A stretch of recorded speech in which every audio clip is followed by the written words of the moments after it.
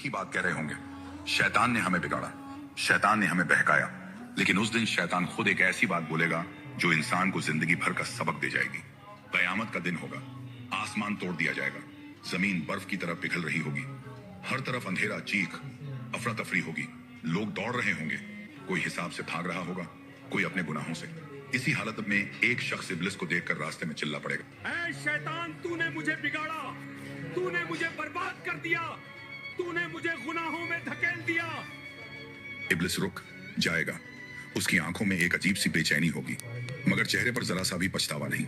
वह शख्स फिर चिल्लाकर बोलेगा, मैं अगर जहन्नुम जा रहा हूँ तो तेरी वजह से तूने मुझे हर गुनाह में धक्का दिया। आसपास मौजूद लोग रुक कर देखने लगेंगे। अब शैतान क्या जवाब देगा? हवा थम जाएगी, सन्नाटा छा जाएगा और इब्लिस बड़े सुकून से कहेगा, मैंने तुझे कब धक्का दिया?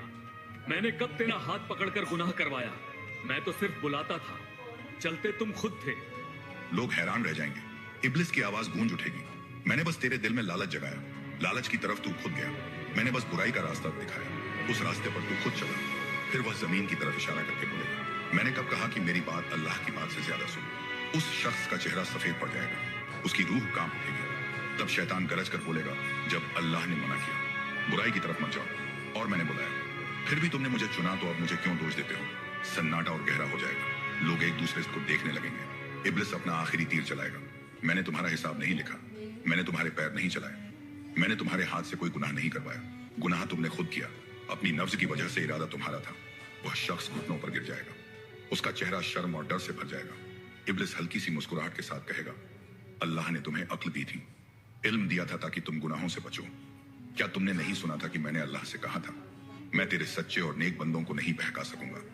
तो अगर तुम बहक गए तो सोच लो तुम किस रास्ते पर थे, और फिर एक सख्त सच्चाई सब पर खुल जाएगी। जिम्मेदारी हमेशा अपने अमाल की होती है। कयामत के दिन न शैतान किसी का बोझ उठाएगा, न दुनिया, न वह लोग जिनके लिए तुमने दुनिया में अल्लाह को भुला दिया था।